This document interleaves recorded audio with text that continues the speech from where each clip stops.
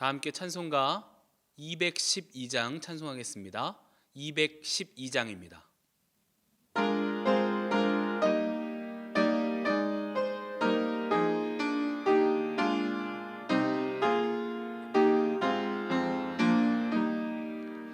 겸손히 주를 섬길 때 괴로운 일이 많으나 구주여 내게 힘 주사 잘 감당하게 하소서.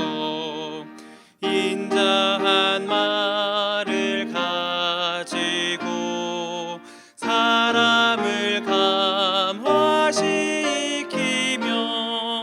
갈 길을 잃은 무리를 잘 인도하게 하소서. 구주의 귀한 인내를 깨달아 알게 하시고 굳건한 믿음 주셔서 늘 승리하게 하소서. 장래의 영광 비추사 소망이 되게 하시며 구주와 함께 살면서 참 평강 얻게 하소서. 아멘. 369장 힘차게 박수하면서 찬송하겠습니다. 369장입니다.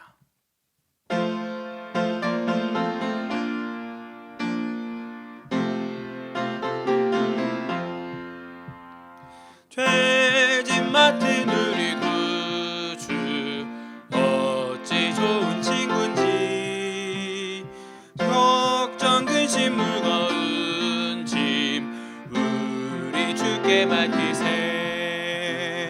주께 고함 없는 고로 복을 받지 못하네. 사람들이 어찌하여 알을 줄을 모를까. 시험 걱정 모든 괴로움 없는 사람 누군가. 부질없이 낙심 말고 기도 드려 아뢰세. 이런 진실하신 친구 찾아볼 수 있을까. 우리 약함 아시오니 어찌 아니하릴까. 근심 걱정 무거운 짐 아니 진자 누군가. 피난처는 우리 예수 주께 기도드리세. 세상 친구 멸시하고 너를 조롱하여도 예수 품에 안기어서 참된 위로 받겠네. 아멘.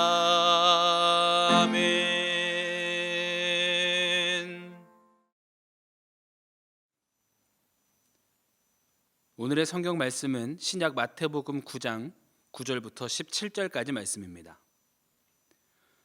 마태복음 9장 9절부터 17절까지 말씀을 저와 여러분이 한 절씩 교독하여 읽도록 하겠습니다.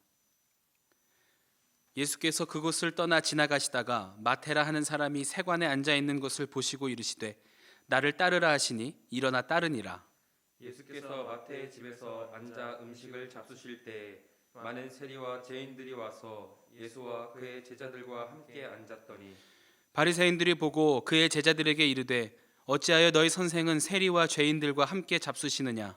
예수께서 들으시고 이르시되 건강한 자에게는 의사가 쓸데없고 병든 자에게라야 쓸데있느니라. 너희는 가서 내가 긍휼을 원하고 제사를 원하지 아니하노라 하신 뜻이 무엇인지 배우라. 나는 의인을 부르러 온 것이 아니요 죄인을 부르러 왔노라 하시니라. 그때 요한의 제자들이 예수께 나와 이르되 우리와 바리새인들은 금식하는데 어찌하여 당신의 제자들은 금식하지 아니하나이까? 예수께서 그들에게 이르시되 혼인집 손님들이 신랑과 함께 있을 동안에 슬퍼할 수 있느냐? 그러나 신랑을 빼앗길 날이 이르리니 그때에는 금식할 것이니라. 생배 조각을 낡은 옷에 붙이는 자가 없나니 이는 기운 것이 그 옷을 당기어 헤어짐이 더하게 됨이요. 함께 읽겠습니다. 새 포도주를 낡은 가죽 부대에 넣지 아니하나니 그렇게 하면 부대가 터져 포도주도 쏟아지고 부대도 버리게 됨이라. 새 포도주는 새 부대에 넣어야 둘이 다 보전되느니라. 아멘. 할렐루야. 하나님의 은혜가 이 시간 예배드리는 모든 성도님들의 삶에 함께 하시기를 주님의 이름으로 축원드립니다. 마태복음 9장에는 예수님께서 병든 자들을 고치시는 사역이 기록되어 있습니다. 오랜 시간 병상에 누워 있었던 중풍병자, 십수년 동안 혈루증을 앓던 여인, 앞을 보지 못하던 맹인, 귀신 들려서 말 못하던 사람, 죽은 줄만 알았던 관리의 딸, 이들을 고치시고 살리시는 사역이었습니다. 그들과 또 그들의 가족들의 간절한 열망과 기도의 내용은 무엇이었겠습니까? 당장이라도 어떻게 해서라도 나음을 입는 것입니다. 오늘 본문에서 예수님이 고통받는 이들을 치유하신 사건은 그들이 간절한 열망을 들어주시고 그들을 회복시켜 주시는 것뿐만 아니라 삶의 목적과 방향 그리고 삶의 주권이 주님께 있음을 알려주시기까지 하는 깊은 사랑의 사역이었습니다. 또 이 일을 통해 그들의 삶 가운데 함께 하시는 예수님을 인격적으로 만나고 삶의 방향을 바꾸어 예수님과 동행하는 삶으로 초청해 주셨습니다. 본문 17절 말씀은 이렇게 기록합니다. 새 포도주를 낡은 가죽 부대에 넣지 아니하나니 그렇게 하면 부대가 터져 포도주도 쏟아지고 부대도 버리게 됨이라. 새 포도주는 새 부대에 넣어야 둘이 다 보전되느니라. 예수님을 통해 은혜에 눈을 뜨게 되었다면 새로운 삶을 살아가야 한다라고 말씀하시고 가르쳐 주시는 장면입니다. 세상이 줄 수 없는, 또 율법이 줄 수 없는, 그리고 우리들 스스로 세워갈 수 없는 삶임을 인정하고 주님께서 부어주실 은혜와 사랑을 담을 그릇이 되도록 삶을 바꾸어 가기를 힘쓰기 시작할 때 우리는 비로소 하나님께서 내 소원을 들어주시고 나의 필요를 채워주시는 것으로 끝나지 않고 한 걸음 더 나아가 하나님께서 원하시는 삶을 내 인생에 채워나가는 복 있는 삶이 될 수 있는 것입니다. 예수님을 인격적으로 만난 이들이 어떻게 살아가기를 원하셨을까요? 또 예수님의 은혜를 경험한 우리들은 어떤 믿음을 가지고 살아가야 하겠습니까? 오늘 말씀을 중심으로 몇 가지로 함께 은혜를 나누고 기도의 제목으로 삼고자 합니다. 첫 번째로는 예수님처럼 사는 것입니다. 본문 9절부터 13절까지는 마태를 부르시는 장면을 기록합니다. 마태는 세관에서 일하는 세리였습니다. 우리는 삭개오의 이야기를 통해서도 잘 알고 있듯이 당대의 세리는 물질적으로는 부족함이 없는 직업이었지만 사람들에게는 인정받지 못하는, 사람들과의 관계 속에서 잘 적응하지 못하는 그런 직업이었습니다. 동족에게 세를 걷어서 로마에 상납하는 역할을 했기 때문에, 그리고 또 로마의 보호를 받는 직업이었기 때문에 함부로 할 수는 없지만 미움을 받는 부류였습니다. 그런데 예수님은 마태를 만나 주셨고 마태를 제자로 부르셨습니다. 이 모습을 보고 바리새인들이 예수님과 제자들에게 와서 항의하듯 질문합니다. 어찌 너희 선생은 세리와 죄인들과 함께 먹고 마시느냐라는 것이었습니다. 예수님도 비난하고 또 예수님의 제자들의 연약함을 들추어내어 조롱까지 하는 일이었습니다. 이때 예수님은 이렇게 말씀하십니다. 12절 말씀입니다. 건강한 자에게는 의사가 쓸데없고 병든 자에게라야 쓸데있느니라. 또 13절 하반절에는 이렇게 기록합니다.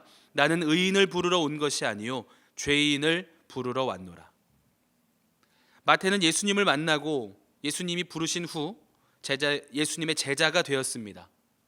세리로 살아가던 삶에서 이제 예수님을 따라가는 삶으로 바뀌었습니다. 나의 자리에서 일어나 예수님이 원하시는 자리로 삶의 방향을 바꾸게 된 것입니다.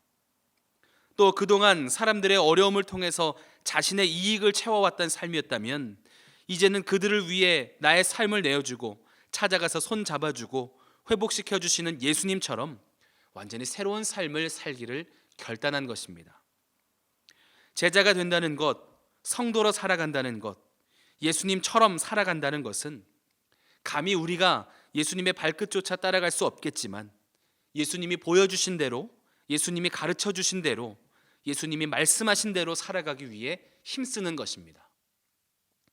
나로 가득 찼던 나의 삶을 내려놓고 내 삶에 예수님이 원하시는 것을 채워가는 것, 그리고 예수님의 고난과 걸어가신 십자가의 길을 묵상하는 이 사순절 기간에 우리가 깊이 묵상하며 또 기도해야 할 것은 우리에게 먼저 다가와 주시고 우리가 주님을 믿게 하신 놀라운 은혜에 감사하며 성도로 불러주신 그 부르심에 합당한 삶을 살게 하여 주시옵소서 기도하는 것입니다.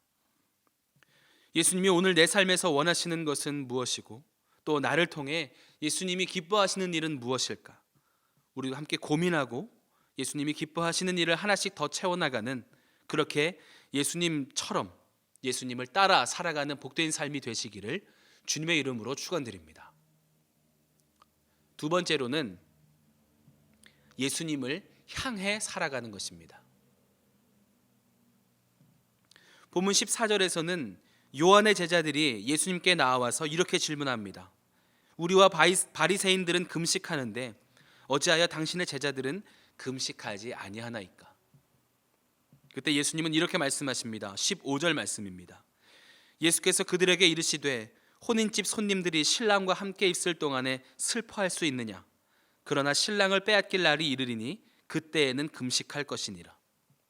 율법이, 금식이, 행위가 중요한 것이 아니라 지금 예수님과 함께 있음 그 자체가 가장 귀한 것임을 왜 보지 못하느냐라고 그들에게 되물으시는 장면입니다. 그리고 이 말씀 속에서 예수님이 지금 메시아로 오신 것을, 그리고 그들과 항상 함께 있지 않을 것을 말씀해 주시기도 하는 장면입니다. 유대인들, 바리새인들은 하나님을 사랑한다고 그들 스스로 생각하며 살아왔지만, 하나님이 주신 율법을 잘 지키며 살아왔다고 생각했지만 그 방향이 하나님을 향해 있지 않고 자기들 자신들을 향해 있었습니다. 율법을 지키고 기도 시간을 지키고 금식하며 삶을 거룩하게 하려는 노력들이 자신들의 삶 속에서 하나님을 높이고 하나님이 기뻐하시는 삶을 살아가는 것이 아니라 그 행위 자체로 자신들의 삶을 높이려고 하는 교만한 마음이 그들에게 있었던 것입니다. 그렇기 때문에 그들은 하나님의 아들이 우리를 구원하러 이 땅에 오셨는데도 그분을 알아보지 못하고 인정하지 못하고 십자가에 못 박는데 앞장섰던 것입니다.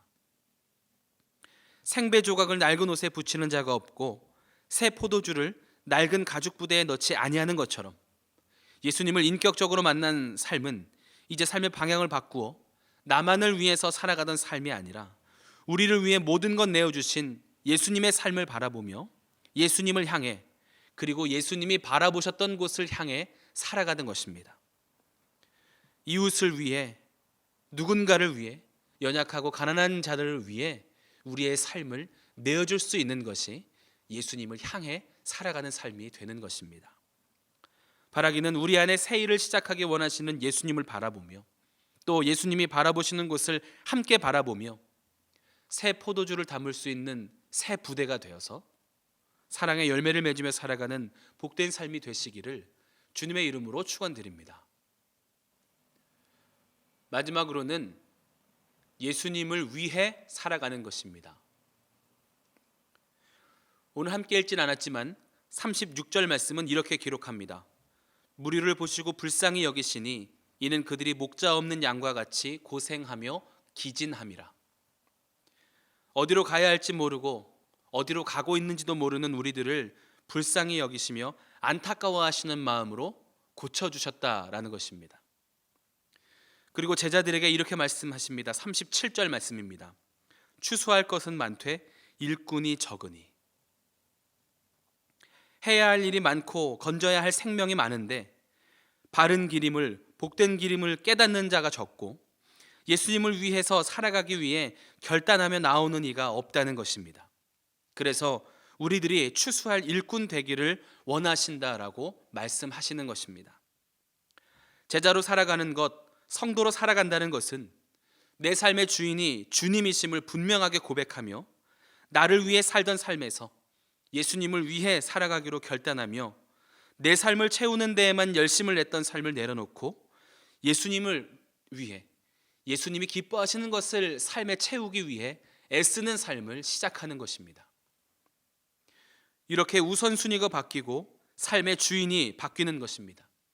내가 귀하게 여기던 것을 내려놓고 예수님께서 귀하게 여기시는 것을 함께 붙잡고 생명을 구원하시는 일에 모든 것을 내어주신 그 헌신에 동참하는 것입니다.